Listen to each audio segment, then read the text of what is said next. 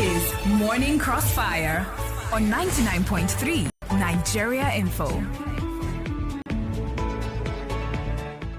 Wrong diagnosis will always lead to wrong treatment.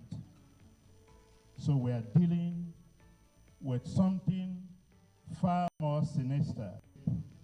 And support you have extended to the governor of Benue State. That is. All right, this is still the Morning Crossfire Radio 99.3 Nigerian. For that, the Tortif. We often forget, quite easily in this part of the world. We often forget, the things that happen. We move on to the next thing and the next thing and the next thing. And now we're really arguing about, whether people are being killed or not.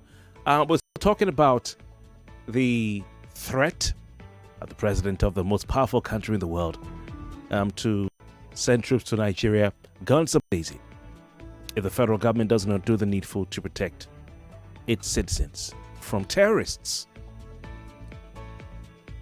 And of course, we can all agree that Nigerians of different faiths are being killed.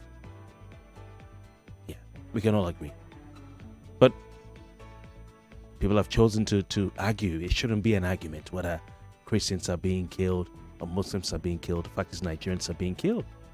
And if Trump says he wants to save Christians, I'm sure that if he takes out the terrorists who are killing those Christians, they won't kill traditional worshippers or Muslims. If he says he wants to take out those killing Muslims,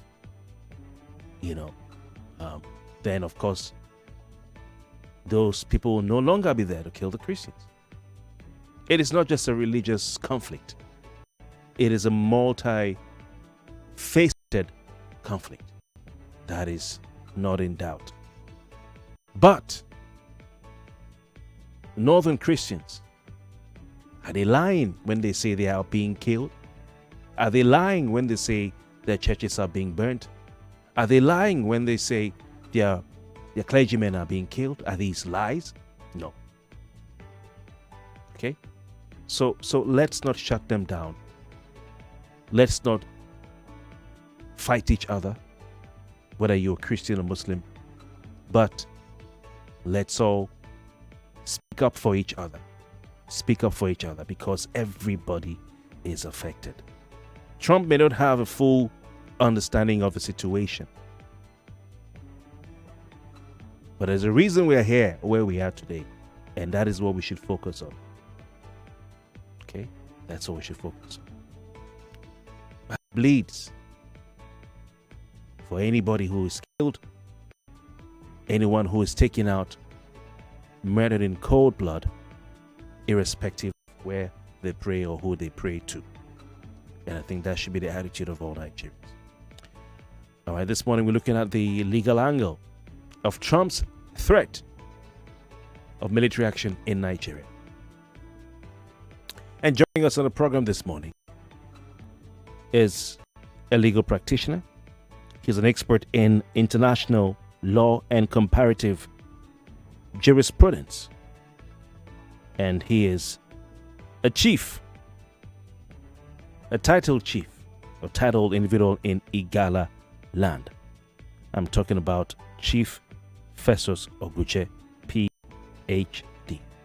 Chief Ogwuche, good morning to you. What's your title? Because I usually would like to, say correctly. Are you there, sir? Can you hear us?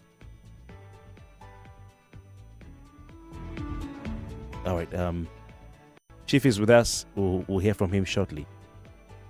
Anyway, let's allow, while Chief is getting, dotting the I's and crossing the T's, I want to play this speech by the Tor Thief, who's also, traditional ruler. When President Bola Tinubu visited Benue State following the killings of people in Yelwata. Gruesome murder of people in Yelwata by these same terrorists that Trump wants to take out. I'm sure in Yelwata you have people who don't worship anybody. You have Christians, you have Muslims in Yelwata. if a foreign body takes out these terrorists, tracks them to their hideout, and sends maybe drones and wipes them out. I believe everyone in Yawata, irrespective of who they worship, will benefit. But the question I want Chief to answer this morning is there a legal backing? Is there a legal, backing to any action by the United States of America in Nigeria? Can they, under international law, launch such a military action in the country? A country that is independent like Nigeria. A country that is sovereign like Nigeria. That is a democracy like Nigeria. That is not a pariah state. Chief Ogwuche, can you hear us? Good morning to you. Yes, you have to unmute yourself. Oh, okay. I can see you loud and clear. I don't know what happened at the initial stage. Okay, no problem at all. It went. Yeah, Chief Ogwuche, you're welcome. I was asking for your title because I don't want to mispronounce it. Can you tell us your title? You're a chief, a titled man in Ghana land. Yes, I like it. Chair of Igala land. Chair of Igala land. Fantastic. All right. I think Igala land is it in Kogi State or Benue State? Yeah, it's in Kogi State. It's a foremost traditional group. They are actually the first people to settle in Nigeria before everybody started moving in. It's an ancient tribal group, war, and they had certain massive colonial powers at the pre-colonial era. In fact, they colonized most parts of the eastern region then, and in parts of the north. So we have a lot of Igala people living in Delta, Anambra, Enugu, Ebonyi, Taraba State, Nasarawa, Abuja, and all that. Okay. They have a traditional ruler that has immense powers, displayed immense powers. The colonial masters came and hacked down his powers and maybe even tried to divide the kingdom because of his enormous influence. They wanted to make mincemeat of him. And what they were doing that time was they go to any tradition, any area that has very powerful people, they try to weaken them so that they can colonize with ease. Okay. So it's good to be here. Yeah. It's good to have you. You're part of the country, Kogi State, along with the likes of Kwara State, have received some attention with regards to activities of terror groups, some call maybe bandit groups. Before we get into talk about Donald Trump, what are your thoughts of these increased terrorist activity in Kogi State and maybe even Kwara State, which are considered middle belt states, or let's say north central states in Nigeria?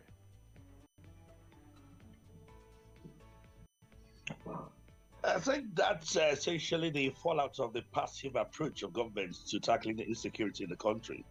And it has been going on for years. There hasn't been much energetic effort from the part of government to get the terrorists in. At a point, we some of us started having some bit of suspicion of the involvement of government, the complicity of government in all that is going on. And our opinion was reinforced by the position of Goodluck Jonathan when he was president. And he said that there are Boko Haram members in his government. At the end, we had about 8 years of Buhari, and Malami had been there singing to everybody that they had a list of terrorists and they will be prosecuted, the sponsors of terrorism.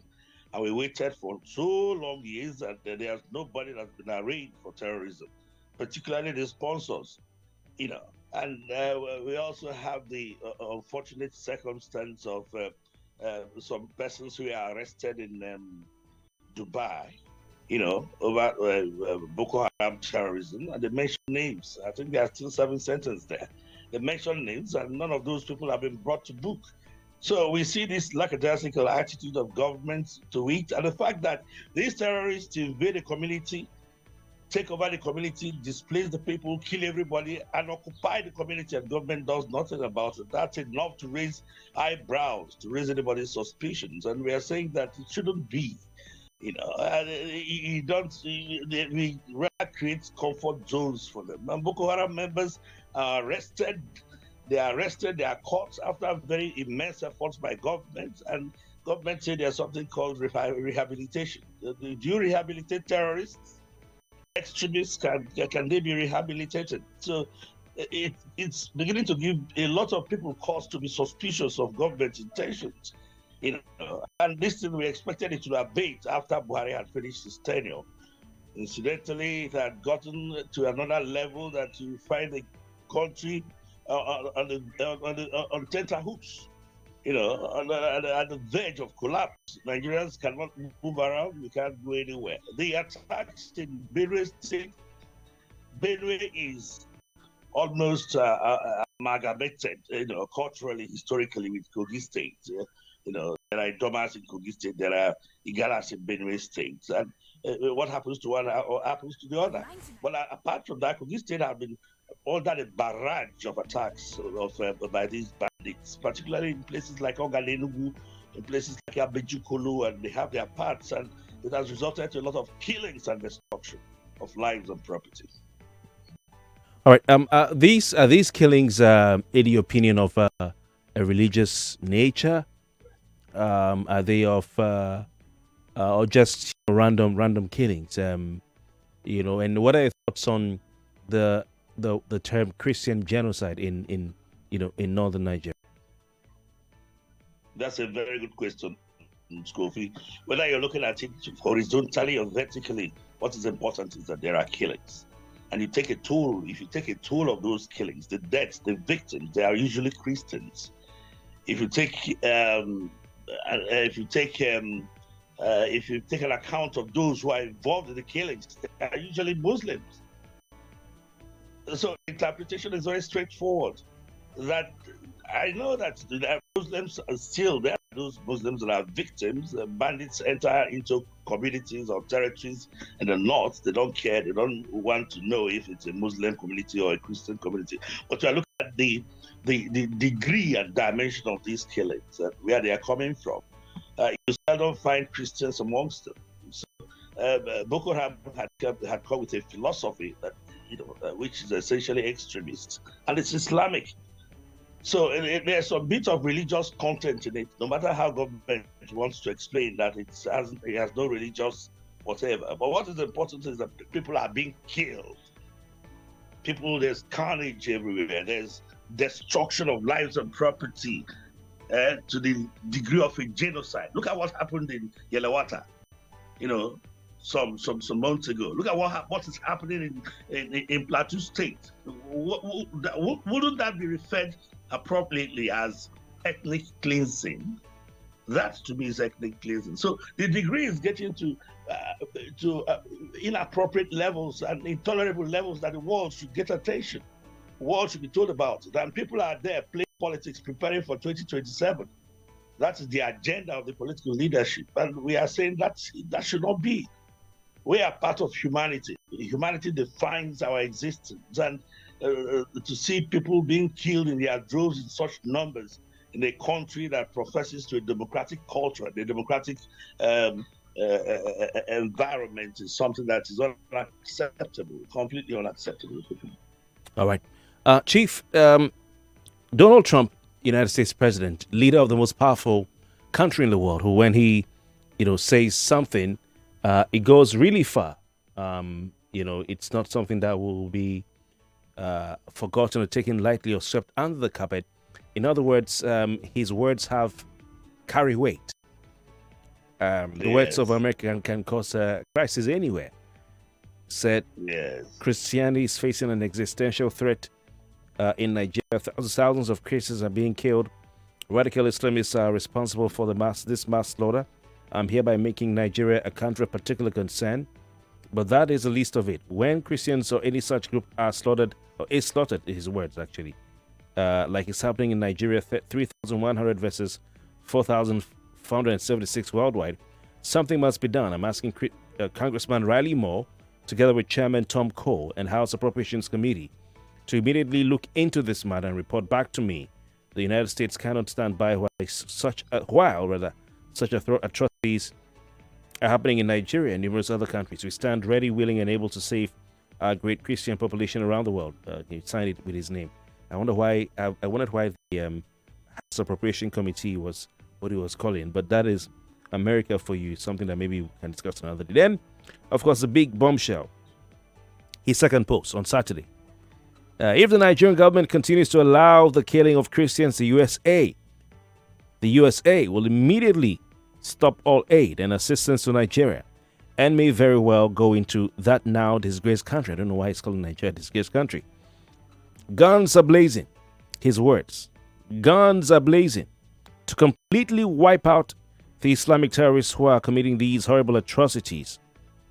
I'm hereby instructing our Department of War to prepare for possible action. If we attack, it will be fast, vicious, and sweet, just like the terrorist thugs attack our cherished Christians. Warning, the Nigerian government better move fast.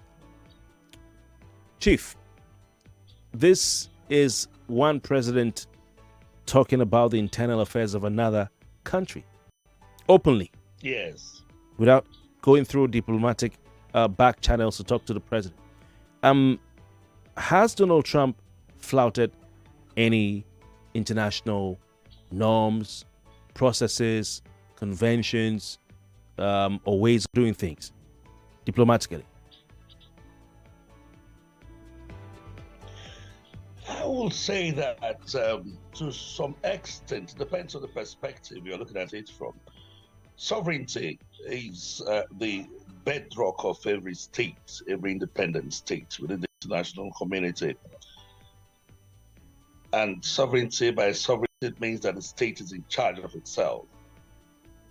And it's one of the prime provisions made in the United Nations Charter that the sovereignty of states to be defined appropriately. And there's what we call equality of sovereignty. That Togo, as small as Togo is, has equality in the eyes of international law as the United States, for instance. Though in practical terms, you find that there are those that are equal. Though they are equal, there are those that are equaler than the others. You find out in the composition of the United Nations Security Council. Donald Trump may be said to have interjected into the domestic affairs of a country, which is prohibited, because states are prohibited from interfering in the internal affairs of other states, over sovereign states. But this prohibition is not absolute. It is not. But it could be absolute in terms that the states exist as a component structure of the universe, not a component structure of the world. There's what we call the doctrine of non-interference in the affairs of states. But then there are circumstances for humanitarian reasons where that absoluteness can be dissolved to allow for interference of another foreign power in circumstances to abate particularly humanitarian causes, human rights abuses, violations, such as pogroms, such as ethnic cleansing. And states have done that in so many ways, in so many areas. You recall the intervention of the EU and the US in Sudan, in Darfur, in North Korea, in Syria, in Kosovo, during the heydays of Slobodan Milosevic, in Libya, in Tanzania, in Uganda. In Yugoslavia. So it's in that. This sovereignty is not absolute, particularly when it comes. Human rights has no borders. It goes beyond borders. So if the fundamental rights of the people of Togo is being violated by the government itself and is resulting to massive killings, massive destruction, programs of the sort that shocks the world, of course, there's justification for that intervention. So I would say that in a part, it would have been a better measure if Trump is doing this and multilaterally with other states or coming under the banner of the United Nations than the single factor of the US coming to invade Nigeria. He has not said he'll invade anyway. He told them to do their needful, to do the appropriate thing. If not, I'll come and get these terrorists out of the place for you. Oh, okay. And I think too that if we are genuine to ourselves, beyond the fact that maybe there could be economic interests, Trump's idea could be something that should be welcome. Because for years, Nigeria has shown itself to be incapable of bringing in these terrorists. Okay, Chief, we'll come back after this commercial. We'll open our lines and take calls. Our listeners who want to ask some questions and make contributions, looking at the legal angle to the threat by Donald Trump. Military action in Nigeria. I'll be right back. More news and information coming up. We'll be back in a moment. Step into a realm of endless opportunities at Wellspring University. Whether you're aiming to pursue undergraduate studies, top-up programs, postgraduate degrees, we've got you covered. Our commitment lies in nurturing talent, inspiring innovation, and empowering students to unlock their boundless potential. Explore our diverse range of programs, including public administration, economics, hospitality and tourism studies, nursing, medical laboratory science, criminology and security studies, microbiology, and much more. For further inquiries and to discover the perfect program for you, visit our website at www.wellspringuniversity.edu.ng or call us at 0704-255-0535 or 0907-333-0526. Wellspring University, the future of education. Osalobua. Baba, make you help me, oh. Make I dey shine my eyes. Make my enemies no see me, oh. Even when I dey sleep, make I no lose guard, oh. Baba, in short, just dey help me stay alert. As Airtel, they alert me anytime Yahoo people send spam message to take scam me, oh.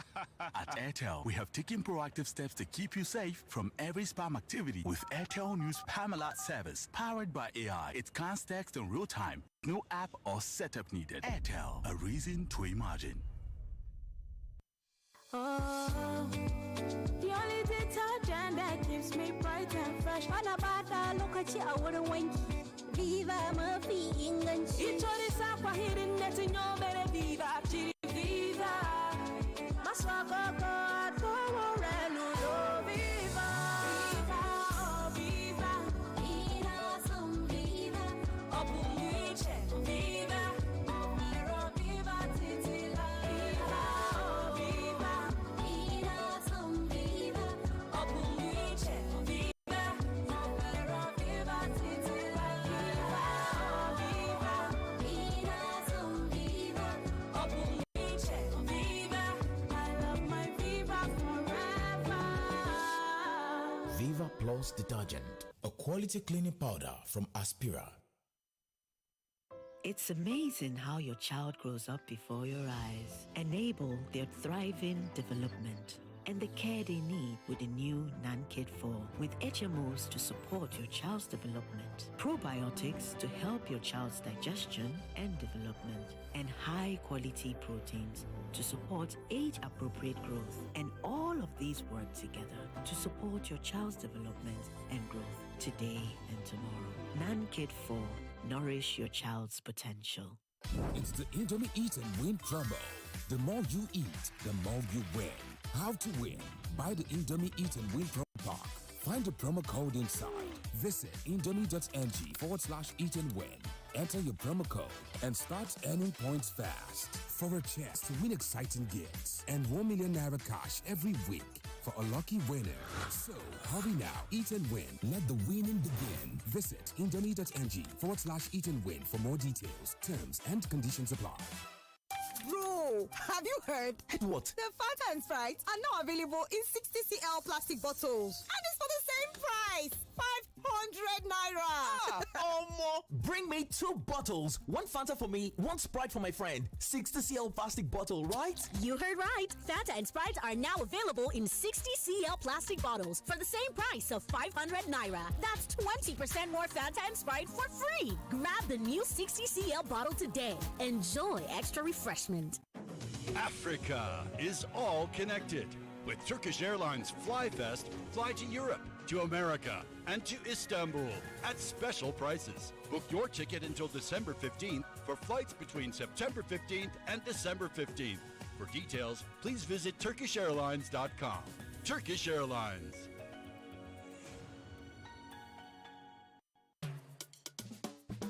Dulux Paint is back again for its 7th season of the Buy More Win Big promo. And guess what? This year comes with bigger rewards. From October 1st to December 30th, enjoy up to 165,000 naira worth of discounts on the colors you love and stand a chance to win a brand new smart TV and other exciting prizes. It's the perfect moment to transform your spaces while enjoying exclusive savings and exciting rewards. Visit any authorized Dulux Color Center and Color Shop nationwide to be part of it. Buy more, win big, and let Dulux color your world. Terms and conditions apply. Dulux, let's color.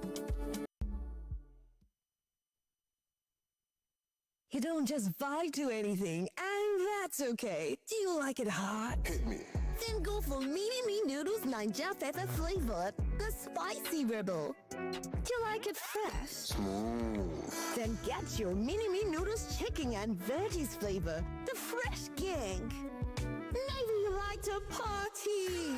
Giggy. Then you need to have a taste of Mini Me Noodles Patty Jollof flavor. Party starter. Or you could be a foodie. That's it. Then you'll love Mini Me Noodles sloppy chicken flavor, the foodie vibes. Whatever you like, Mini Me's got a flavor for you, so pick your vibe. Mini Me Noodles. Slop life. Hey, Omo! See package! This is what I call full house. Yes, sir. That's me. I full. Huh? Who's talking about you? I'm talking about this Peak Yogurt Drink Full House Pack in your hand. The Peak Yogurt Drink 1 liter Full House Pack with more refreshment contains fresh cow milk. Share and enjoy full house goodness filled with essential vitamins and minerals.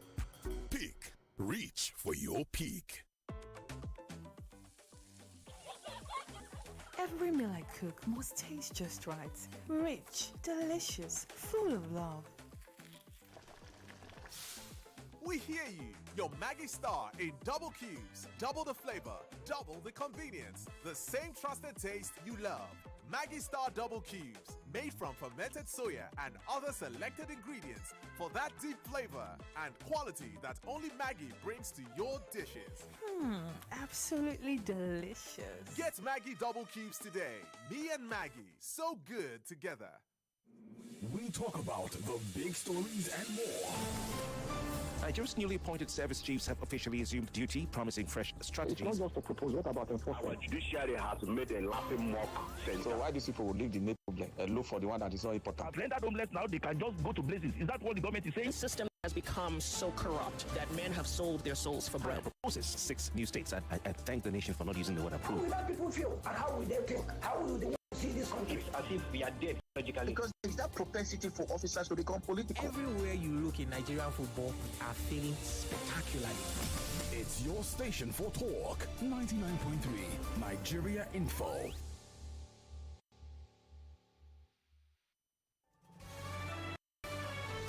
This is Morning Crossfire on 99.3 Nigeria Info. Welcome back. We're still discussing the legal angle to Donald Trump's threat of military action in Nigeria. Our guest, Chief Festus Ogwuche, PhD, an expert in international law and comparative jurisprudence, joins us via video link. And you can call 0201 277 0993, 0201 277 0993, and of course 0201 465 7190. 0201 465 7190. Of course, the American president issued a threat to the Nigerian government, saying if the Nigerian government continues to allow the killing of Christians, the USA will immediately stop all aid and assistance to Nigeria and may very well go into that now, in his words, his great country, guns are blazing to completely wipe out Islamic terrorists which are committing these horrible atrocities. I'm hereby instructing our Department of War to prepare for possible action. If we attack, it will be fast, vicious, and sweet, just like the terrorist thugs attack our cherished Christians. As is warning, the Nigerian government better move fast. All right, Chief, you've said that whilst countries maintain their sovereignty, and every country is a sovereign entity on equal footing with the other country, no matter how big or small you are, that there are some situations where a country can invade another, to launch a military action. You talked about human rights cases and protection of vulnerable populations and all that. When it comes to the speech of presidents, now we have social media, so they speak also through social media. Are there lines that shouldn't be crossed when you talk about the internal affairs of other countries, like Trump is doing with Nigeria, he's doing with Venezuela, he's talked about Canada, he says he wants to make Canada America's next state and all that. Are there lines that shouldn't be crossed? Yes, I think one of the philosophy behind sovereignty is to ensure that stronger states do not bully the weaker ones. And this one is essentially to protect those states from being subsumed into the larger states. And this is essentially to ensure that there's global peace and security around. But then there are circumstances by which you can say that there's justification, like I said earlier, where a state to intervene in the internal affairs of another state. Particularly in circumstances where the state has failed in its responsibility to protect its citizens. That is sufficient justification. I reeled out the circumstances where the human rights violations, ethnic cleansing, and pogroms, carnage, and destruction of lives and property of the scale that shocks humanity. Even the International Criminal Court has the power to intervene. We've been writing to the International Criminal Court for years for that intervention, and it's not. It hasn't been yielding any fruitful result. I'm sure if the ICC had intervened in the Nigerian case, things wouldn't have been the same again. But you see a government that's totally reluctant to abate the killings. It is there. It is evidentially there for all to see. You won't expect the whole world to fold its hands, particularly in a situation where when it has failed to protect its citizens, and this carnage is going on every day. But Chief, some people have raised concerns, serious concern at that when a superpower like the United States of America, or even maybe Russia, the Russian Federation, acts outside the instrumentality or the processes of the UN Security Council, and gets into a sovereign country, launches a military action on a sovereign nation without a UN Security Council resolution. Is that not the place that, we should all be encouraging the United States of America and Donald Trump to go to? That's exactly the point I'm trying to make. I said earlier that it should have been better if Trump had taken that route, at least make it a multilateral approach rather than a unilateral approach, by involving other states, by involving the United Nations, by involving the Security Council. But I think it's just the desperation of the situation that has informed this action. And for the fact that the country has been so reluctant to do what it's supposed to do, and for the nature of the response given to his earlier position, which he made known to the Nigerian government, I think diplomacy should have been a very appropriate means. Because if you are now asking that a country, if you are now saying that a country can intervene, intervention would protect the citizens, quite all right, but then it could destroy infrastructure. It will encroach on sovereignty. It will escalate violence, and it will bring a diplomatic row. And this is something that should have been avoided if the response from the Nigerian government had been very quick and energetic, like I said. But the response was coming in half measures, and sometimes they were even trying to give explanations that are totally not plausible, that you cannot still take anywhere, which I think should have been a little more proper and wise if they had applied measured diplomacy and wisdom in approaching Donald Trump.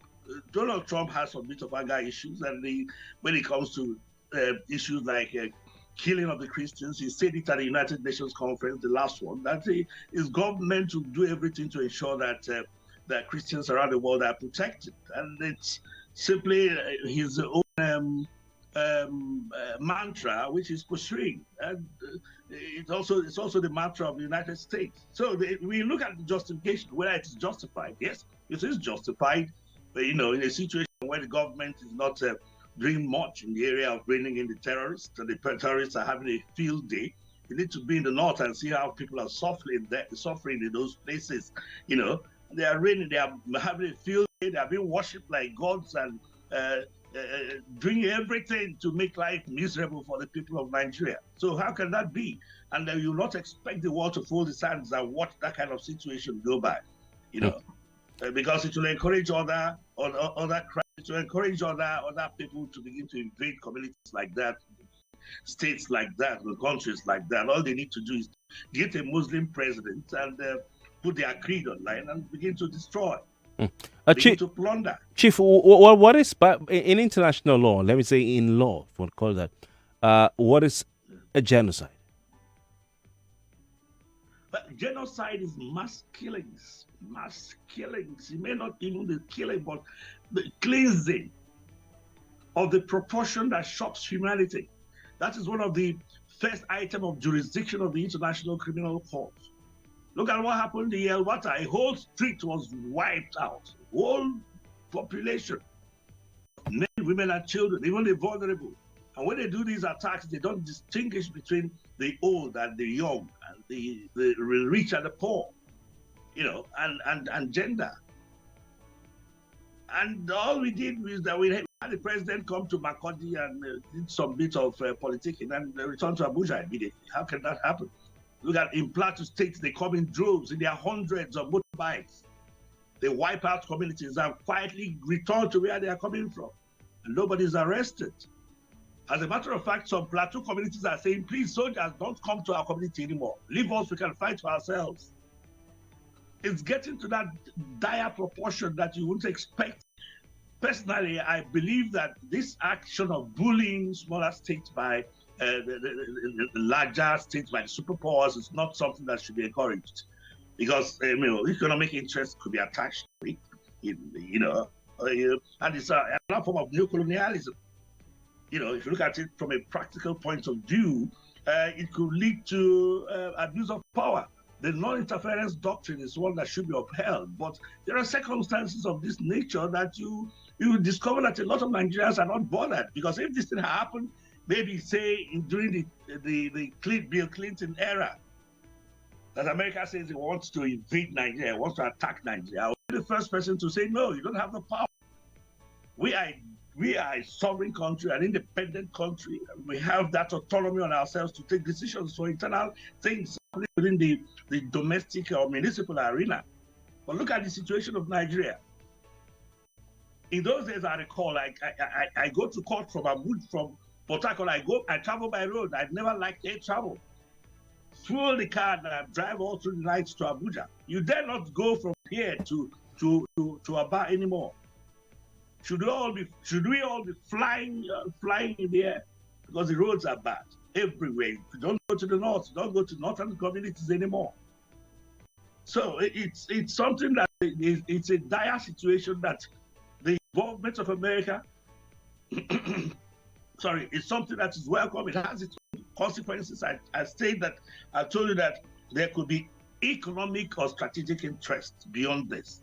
But this can be taken care of and abated. And I don't think Trump is looking at it from that perspective. He only wants to come and get rid of these terrorists. All right. Once and for all. All right. Interesting. Chief, stay with us. Well, let's bring our listeners in at this point. 020127709993. He's talked about the fact that, under international law, every country is sovereign and equal, but there are exceptional circumstances under. Yes. So you were saying. Okay, I think someone is calling. Yes, I didn't get your question, please. Okay, no. We want to bring our listeners in. I was summarizing for our listeners, so those who maybe just be joining in will be on the same page. Yeah, welcome. Name, location, and country. This is Gideon calling from Good morning to your guests. So, Mr. Kofi, what I'm seeing when some people are coming out and talking about the US are coming for their own interest, and they say, which kind of interest? Which interest are we talking about? Where people are dying here, we are looking for help and everything. Nobody comes to help us, and people are coming out and saying, which kind? You should come and loot the thing, even if they want to loot and save our life. That is it, to save our life and for us to be dying every day. So that's my own contribution.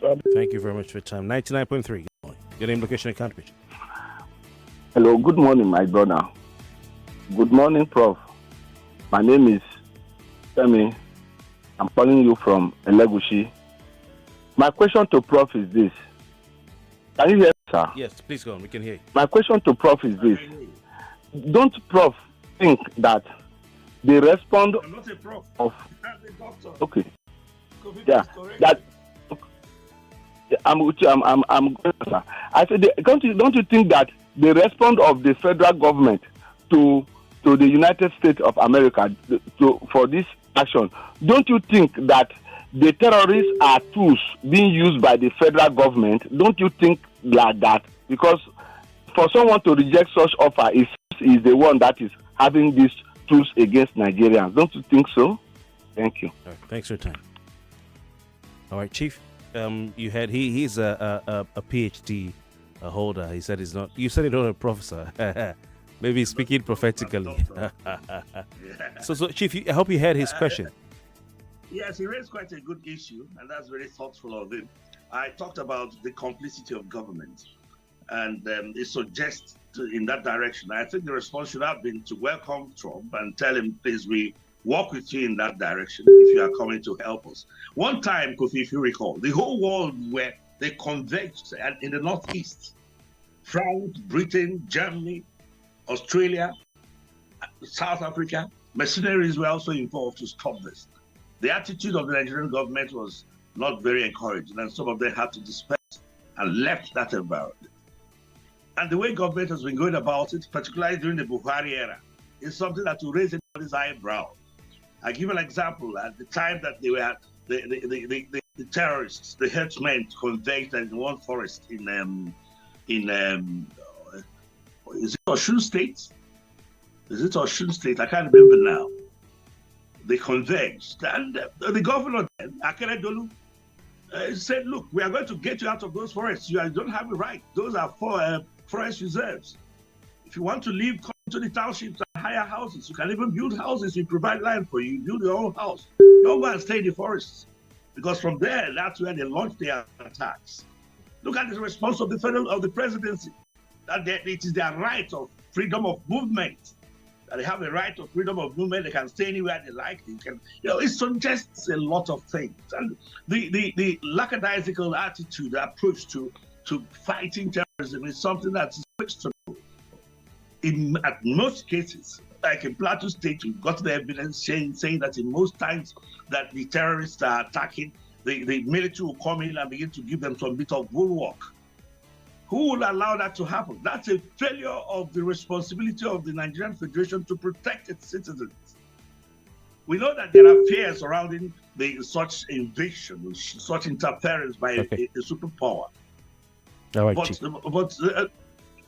but those fears are abated by the fact that killings are involved. I think that's the point he's trying to make.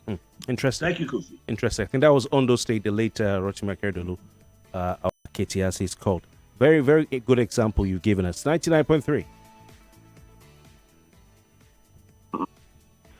Yes, please go. Okay. This is my... You've been trying to decipher what the disgrace in Donald Trump's statement is since he made that statement.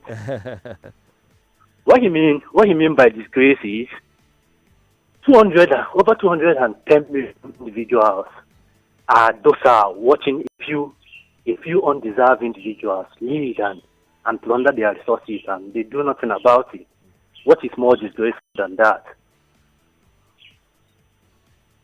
I think that's what it means. Right. Okay. On Tinubu's administration, this is my suggestion to them. Donald Trump can come to Nigeria and do whatever he seems fit to do, because our failed leaders have left that gap for foreign bodies to come around and feel they can do whatever they want to do in Africa. That is on them. But on Tinubu's administration, now I will advise them to send Pastor Adebayo on diplomatic visit to the USA, and I know that man will go and tell the US government that there are no Christian genocide in Nigeria. Then everything will die down. Oh, really? Okay. Thank you. Okay, that's an interesting suggestion. All right. Interesting. So I don't know what you guys listening think about that. 99.3. Oh, yeah. Hello, good morning. Yes, please go. Good morning, Chief. Good morning. Thank you. Okay. Thank you a lot, Chief, for clarity. I mean, you've given to this topic. I think the disgrace aspect that people are failing to realize is that the Nigerian government is failing to understand that if your citizens are calling onto a foreign country for assistance in this instance, it shows that your country is completely disgraced. That is just the fact. People are saying Nigeria is not a disgraced country. It is a disgrace on our government. They should do something about it, please. Thank you. Thanks for your time. Chief, please put back your legal thinking cap. Put it back on. What legal avenues can the Nigerian government take to prevent Donald Trump from sending any sort of military intervention into Nigeria? Well, I don't know. Why would the Nigerian government want to stop Trump from coming to clean its audience table? There are many reasons. you know, I've had to shift your. No, sir. You know, I won't allow you to get away with it. You're a lawyer, and this is your brief, sir. This is your brief. I know you don't want to give it away. Your brief is the Nigerian government wants to enforce its sovereignty. The international. The Nigerian government, sovereignty is no license. Like I told you, is not a shield for atrocities. Not so much as I said, put your legal thinking cap on now. Put away your hat. You know, you lawyers you're good at that. You don't put your heart into these things. You know, so this person is modern. I want to represent them. So you've been called by President Bola Tinubu to prepare legal defense or some legal action for Nigeria to stop Trump from doing what he said he will do. What will you do? How will you approach this, sir? Nigeria can approach the International Court of Justice if he has justifiable grounds to say Trump should not come, but he has to show that it's not that its attribution to sovereignty is not being used to cause atrocities or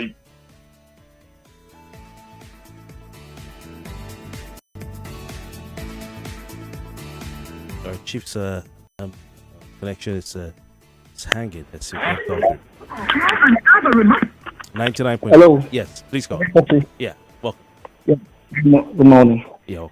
So you have people coming to say they want to help out in your inability to handle the situation, the insecurity. People are innocent citizens are dying, whether you say they're Christian or Muslims. Whatever happens, one human life is very important. It's valuable. So I don't understand why the government is going against it. Trump didn't say he was going to go against the government. He said he was going to go against the terrorists. And that's what we need. They should be even collaborating with America and say, okay, come, let's plan this together. But I don't even want that because this government, they are not ready to do it. Thank you very much. I'll take a last call. 99.3. Oh, my. Okay, we lost your call there. We also lost Chief. When I asked Chief to defend the Nigerian government legally, his network froze. Oh my! I know it's not intentional. Maybe someone may have called his device or something. Anyway, let's see if I can get this through. 99.3, your name, location, and country. Yeah, good morning, sir. Yeah, very quickly, please. Yeah, sorry, my name is Man. I'm calling from Ogwuche State. The first thing I want to ask, is it a threat for U.S. government, president to tell Nigeria that he's coming to pick or to arrest the people who are, perpetrating evil in this country? Now, the truth is that the government, Nigeria government, from Jonathan to Buhari to Tinubu, they know who are these perpetrators. They know who are involved in this issue. Right, thank you. Let's leave it at that. Alago Major sent me some pictures. It says, Kofi, see where I served 7 years ago. What used to be a booming school is now dead due to insecurity. What state is that? Anyway, we'll continue the conversation tomorrow. Trust me, we'll take it higher and higher and higher. Please keep your dialogue on 99.3 Nigeria Info. I'm Kofi Bartels. That's the show for this morning. Good morning. More talk, news, and sports after this. This one where you dey share Coke and Fanta today. What's it happen? My guy. 99.3 Nigeria Info. We are more than just radio. Subscribe to our YouTube channel at Nigeria Info FM. Check us out on Facebook at Nigeria Info 99.3. Follow us on Twitter at Nigeria Info FM and on Instagram at Nigeria Info FM Lagos for live updates as it happens. 99.3 Nigeria Info. Let's talk.